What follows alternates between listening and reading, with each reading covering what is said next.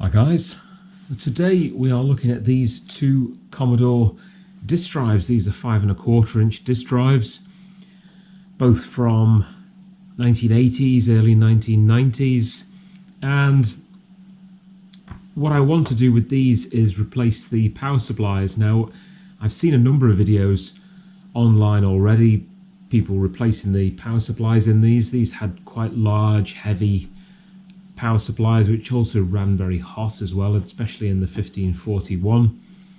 And I've seen them where you replace them with another board. So we take out basically the electronics that are in there for the power supply and replace them with another bare board, a power supply board, and fit this in. Now this involves drilling some of the chassis in there, and also there's obviously mains voltage on that bare board. So what I'm hoping to do is give you an easier way of doing this, and I think we should be able to achieve it with these power supplies. So these are just two generic 12 and 5 volt power supplies. So each one of these has an output of 12 volts at 2 amps and 5 volts at 2 amps. So that's going to be more than enough for these drives.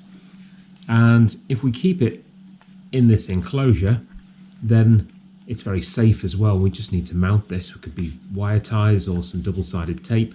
Stick this down in the unit somewhere and then just connect our wires up. These have the advantage also of being multi-voltage, 50 or 60 hertz and 100 to 240 volts. So these two particular units at the moment are US voltage, 120 volts, 60 hertz only. They're not switchable, and when we finish this, we're going to be able to have any voltage, any mains voltage running on these machines. So we'll open up the 1541 first. Let's have a look inside that.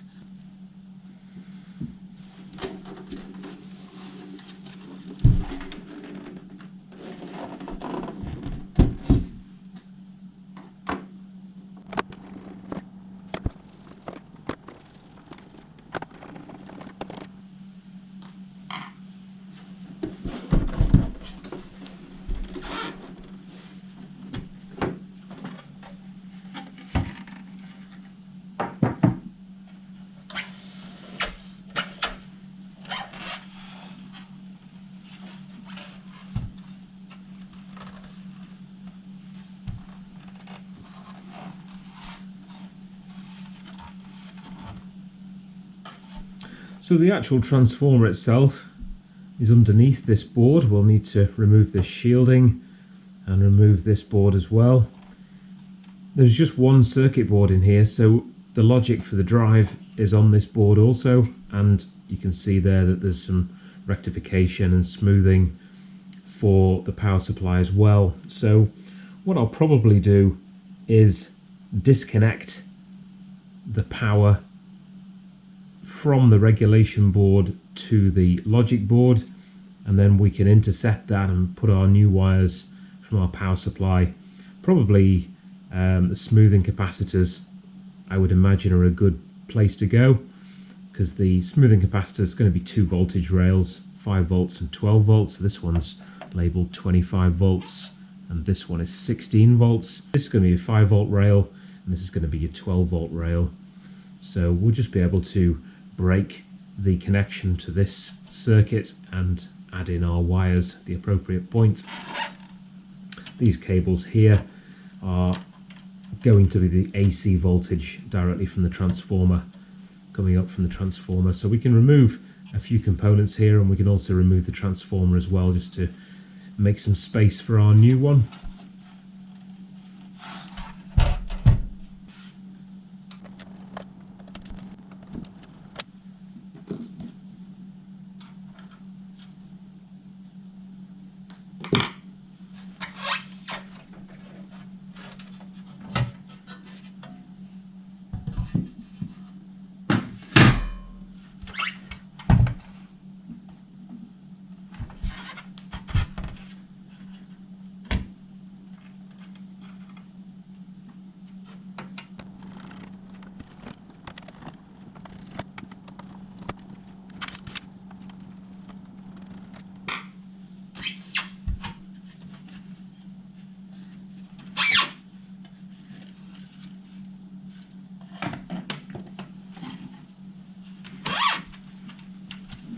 So there you can see the linear transformer, and if we just bring in our power pack here, we can fit that in there no problem. Once that's removed, make some space.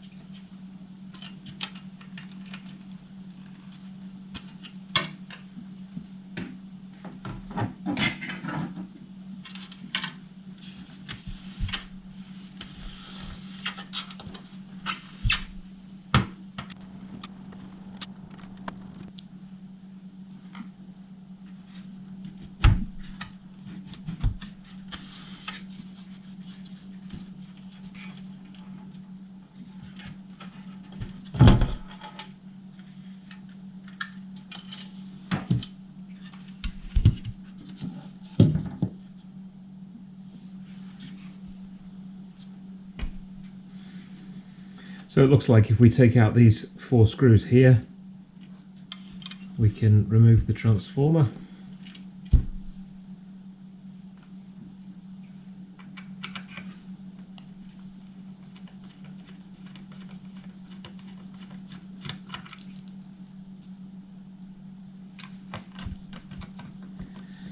Everything that was built so solidly back then. Lots of metal, lots of screws.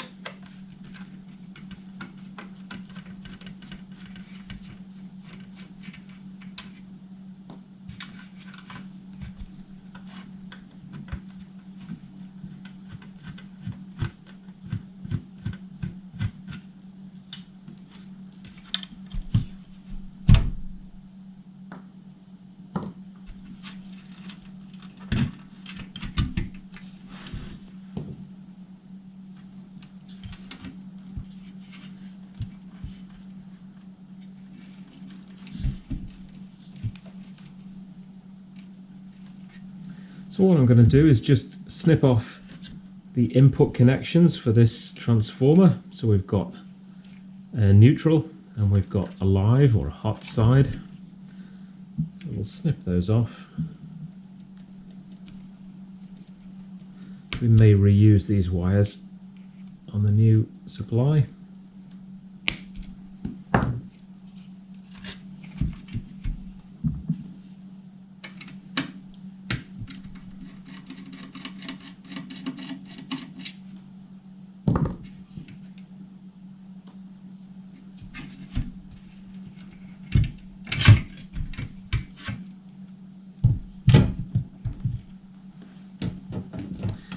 There's the transformer removed. So what we're left with here, we've got our input connector, we've got our fuse, and we've got our power switch. We want to keep all of that, so that's fine.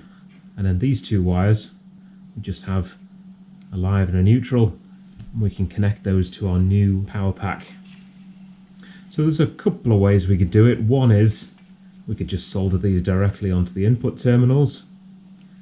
But just to make it easier, I think if we get an IEC plug to a wire that we can just plug into here, and then we can just connect those 2 cables up, that might be a neater solution. And if we ever need to remove or replace this, it's dead easy. We just unplug the plug and connect the new one. So let me just grab a cable. I'm just going to use a standard IEC lead like this. It's got a UK plug on it, and I think I'll just cut this off short. We can attach the wires back to the unit and use this plug for our new power supply.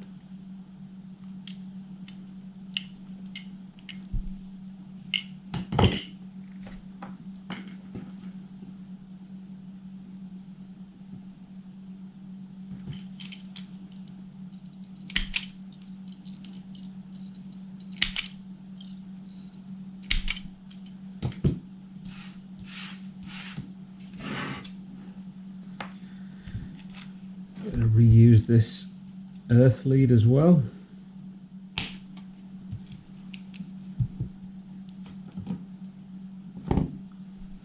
And we can bolt that back down to the chassis.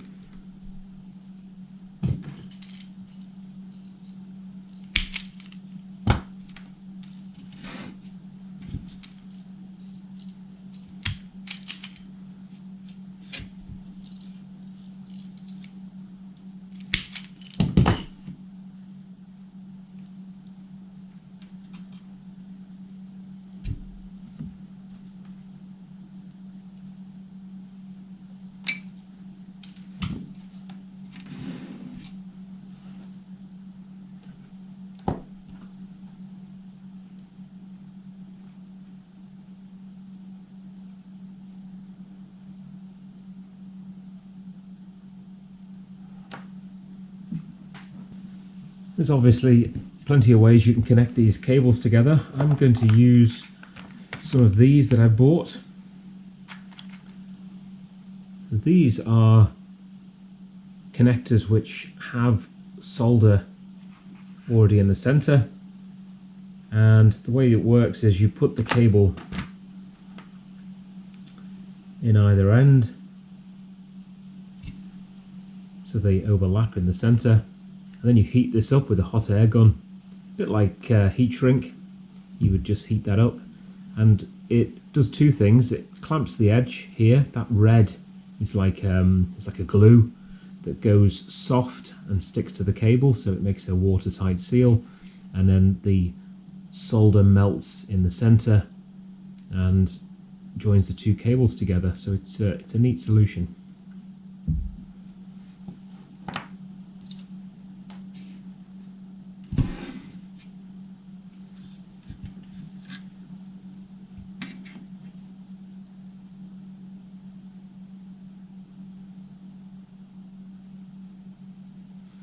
Different sizes of these. I might need a slightly larger size. See if this fits in.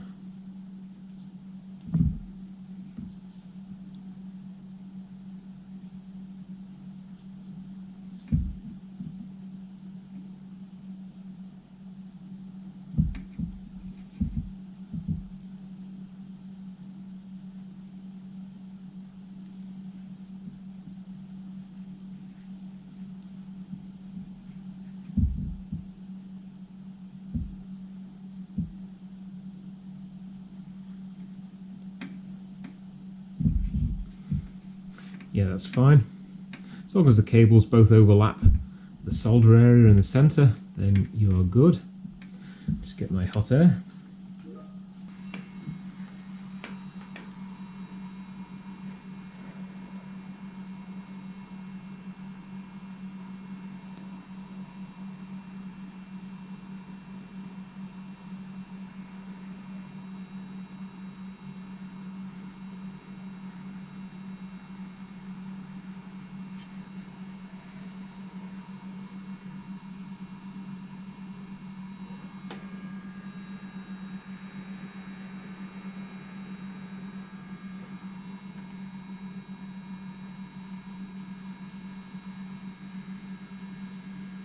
Be able to just see that solder melting in the center.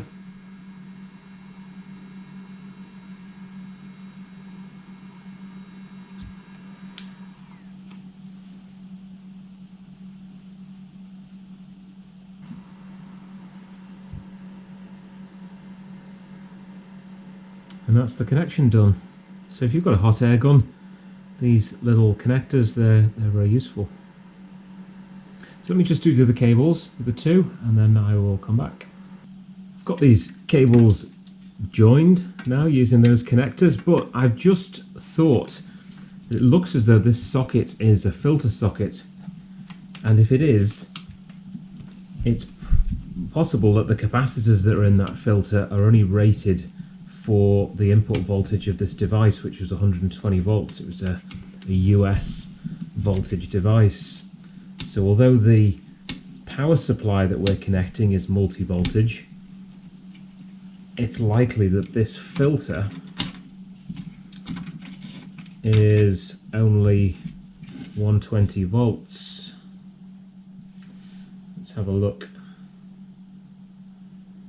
Okay, it's fine. So there's a label here. I don't think the camera's picking it up. It is a filter. It's a token noise filter, a GL2030E, and it is rated for 250 volts, 50 or 60 hertz. So that is going to be fine. I was going to say if that filter was only rated for 120 volts, then we'd have to put a socket on the back here, just one of these Euro sockets, and screw it into the same place.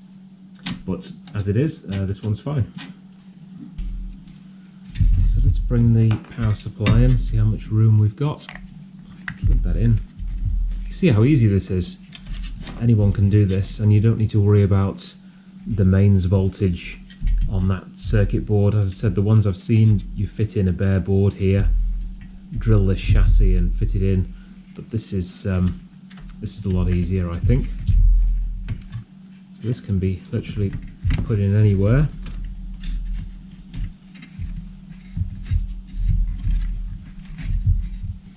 Just there's going to be fine.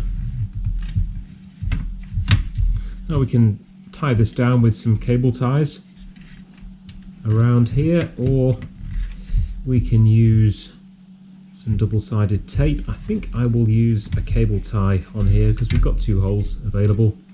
If we didn't, then I was going to use this double-sided tape. We can just put it down on the metal there, but as there's 2 holes already, I think I'll just put a cable tie around there.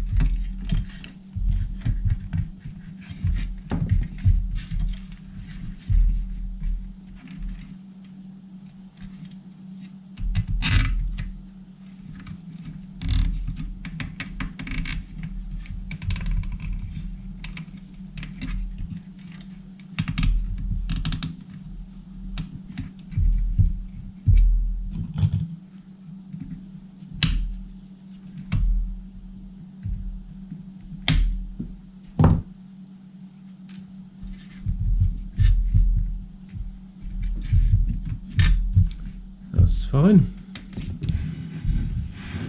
And then this cable is going to go up onto the top board and supply our 12 and 5 volts. So what we need to do next is figure out where to attach these cables to. Looking at this, there's nothing complicated. There literally is 2 rectifiers which turn the AC into DC, and then there's 2 regulators, a 12 volt and a 5 volt, and they go through these smoothing capacitors and then onto the board. So the easiest way to do this, there is a few other little components for the power supply LED and bits and pieces, so I don't want to touch that.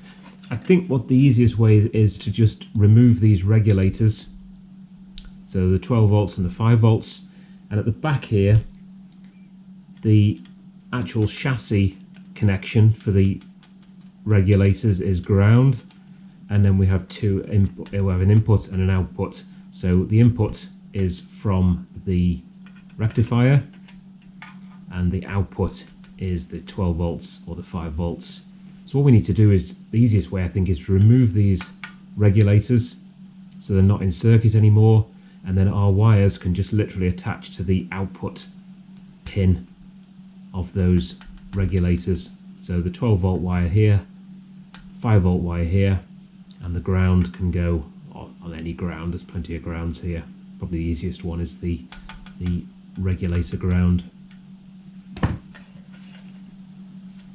So let me get these removed. It's just screws and bolts there holding these regulators in, and then we can just unsolder them, just those 2 pins, and these will come off.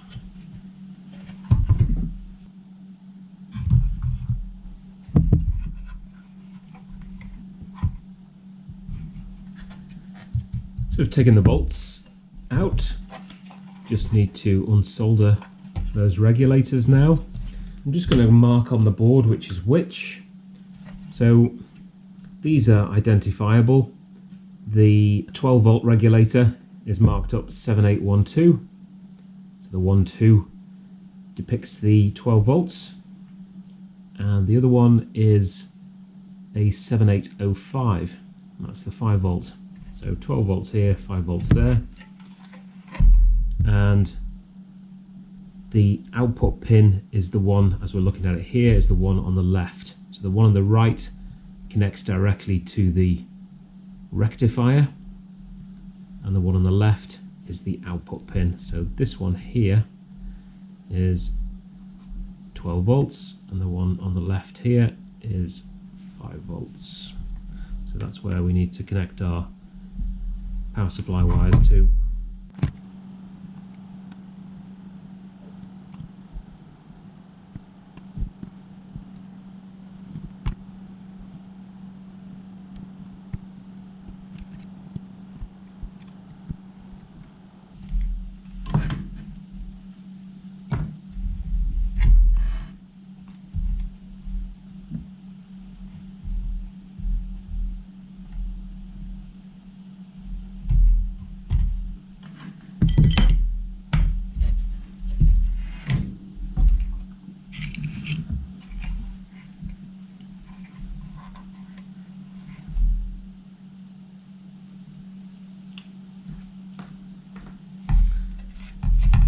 Let's mark these on this side.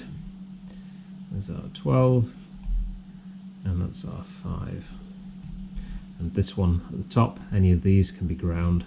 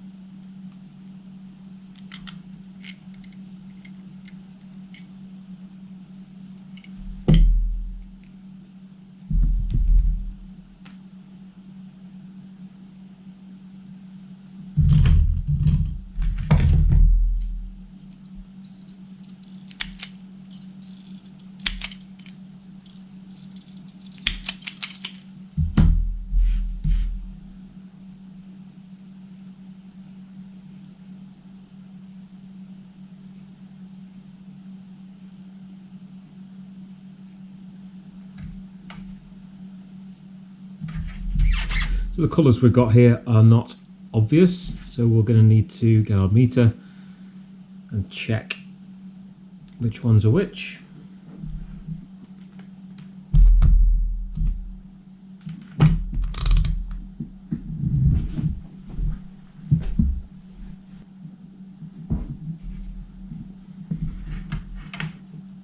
Let's plug this in, switch on,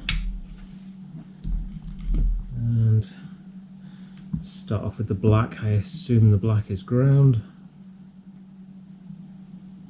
12 volts on the red, 5 volts on the white.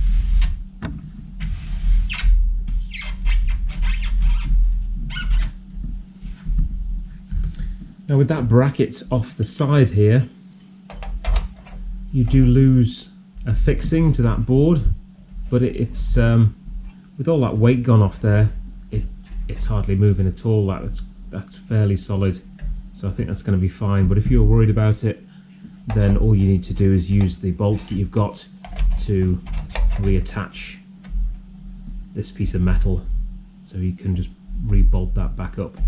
There's still room there to solder through if you need to, but I'm going to leave that off. And all we need to do now is make our connections.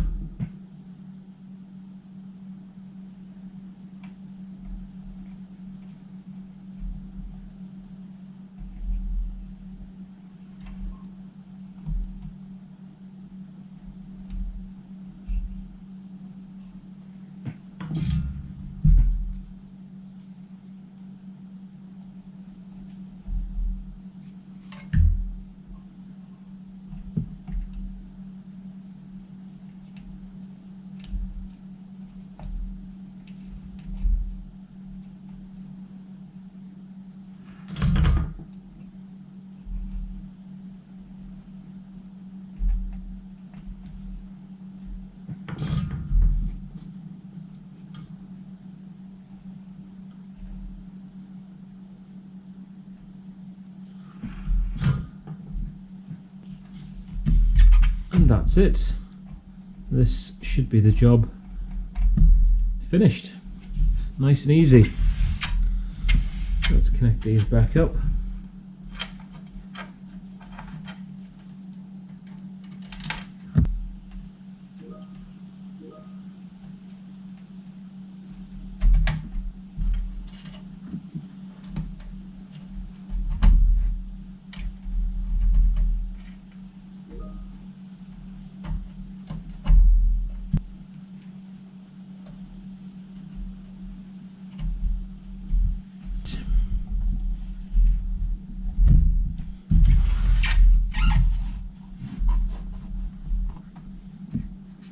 On. We have a power light, and we did get a motor movement there as well. Let me just turn this light off. You can see that. I don't have a computer to test it with right now, but power light's on and the motor's on, so the 12 and 5 is fine.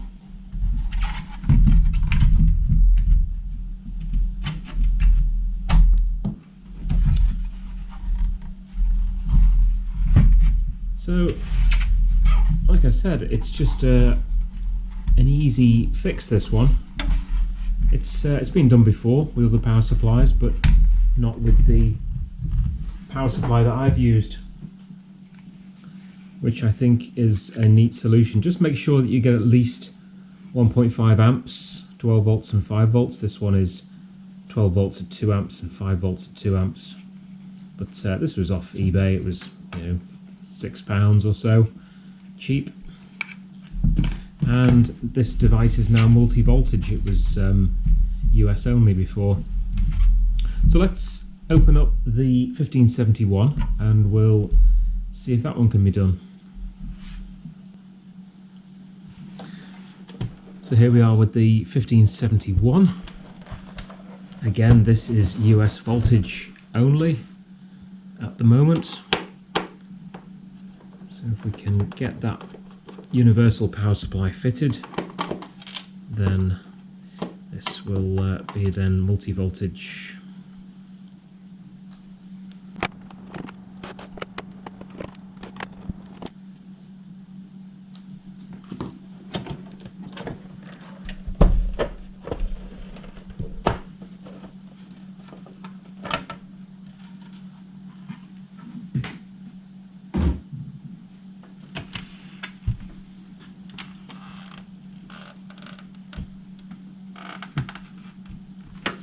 So this one looks as if the power supply is contained completely in this metal box, and there's just 3 wires coming out of it, a ground, 12 volts and a 5.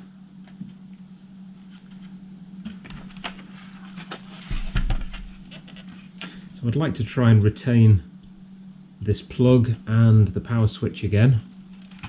So let's get this power supply out and opened up, and let's see what we can do inside there.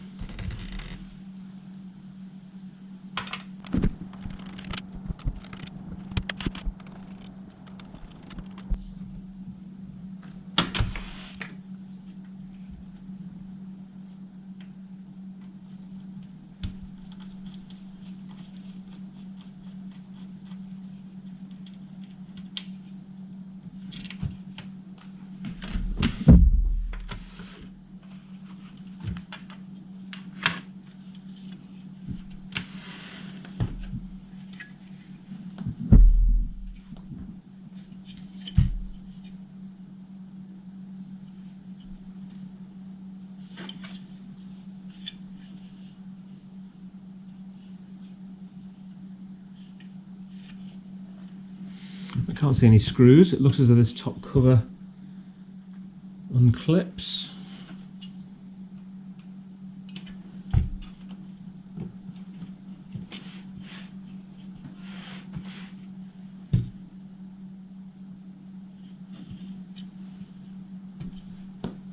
There's a little fold down tab there.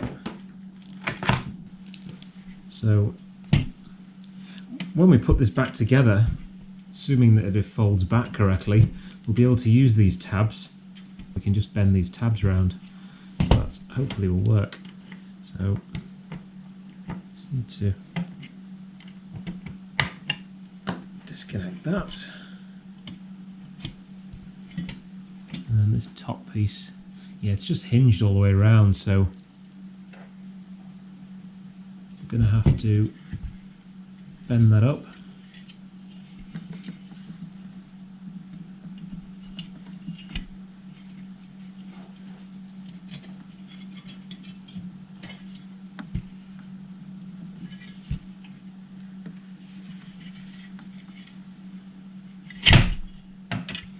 Oh, it does just come off.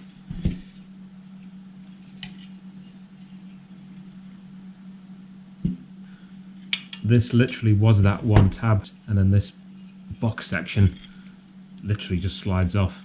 So yeah, that just slides back. Okay, great.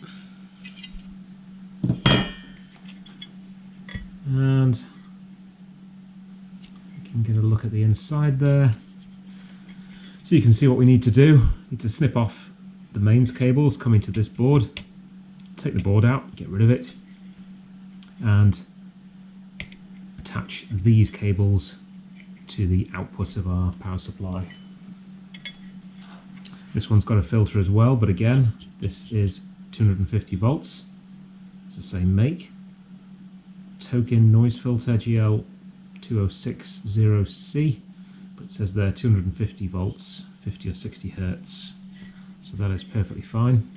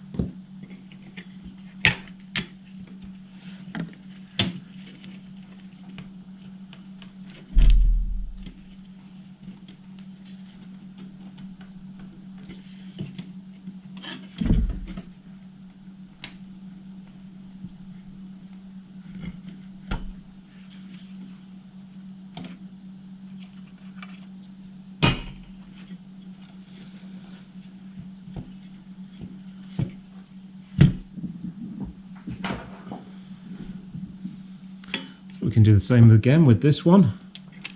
Insert our supply in there, power socket in there, connect up the wires, connect up the wires.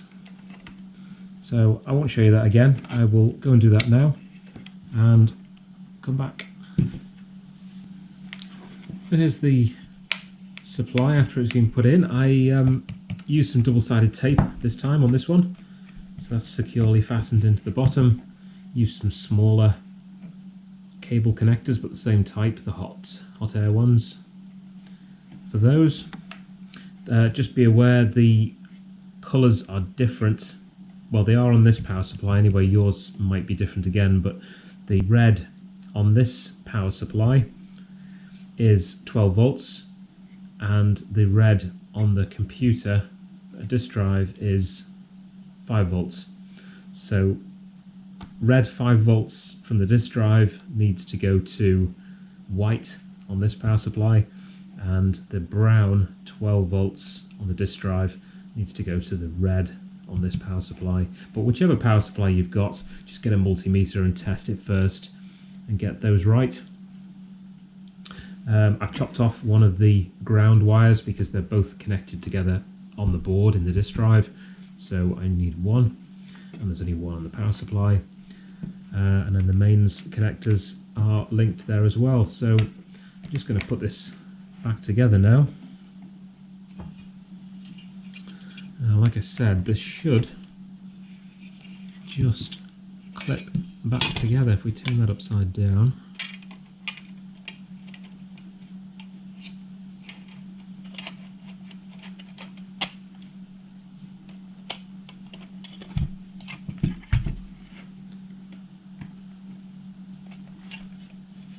Nope, that's not right.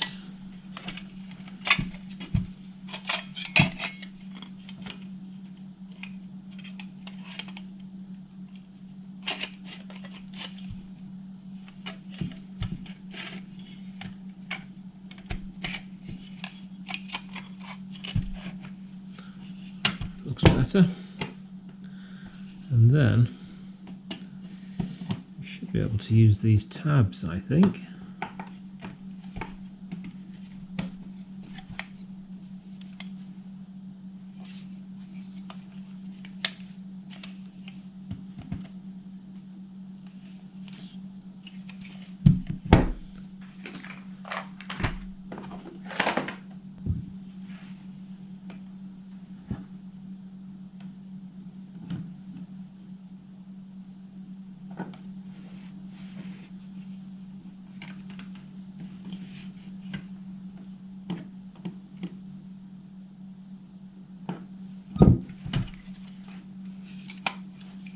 That's it.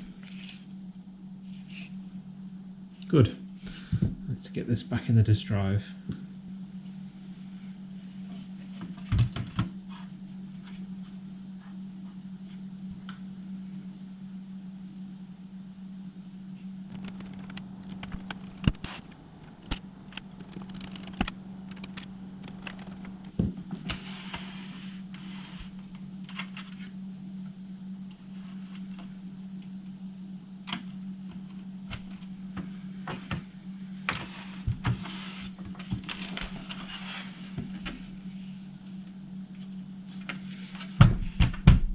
Okay, let's power this up, give it a try.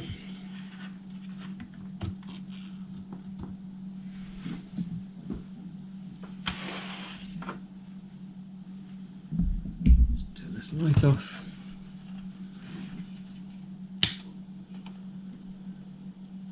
Yep. Interesting that the 1571's got a red power and a green drive, and the 1541 it was the opposite. Green power and a red drive, but that means that we're getting 5 volts and 12 volts because we could hear the motor turn there.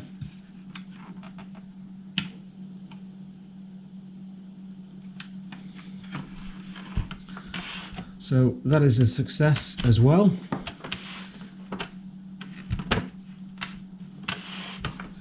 So let me put these back together. So that's the end of this video. Just Another alternative, another way of replacing the power supply on these, whether you've got a faulty power supply or whether you're doing as I did, you want to change the voltage in there. So most of the European ones are multi-voltage, but the US ones are mainly just US voltage, so 120 volts. So if you buy a US drive, which these ones are, you need to use it in another voltage country, then replace that power pack with something similar to what I've done, and it's then a multi-voltage universal power supply. I've got a Commodore 128 and a Commodore 128D to do some videos on at some point, so these drives may have another appearance in those videos as well. But for now, thanks for watching, and I will see you on the next one.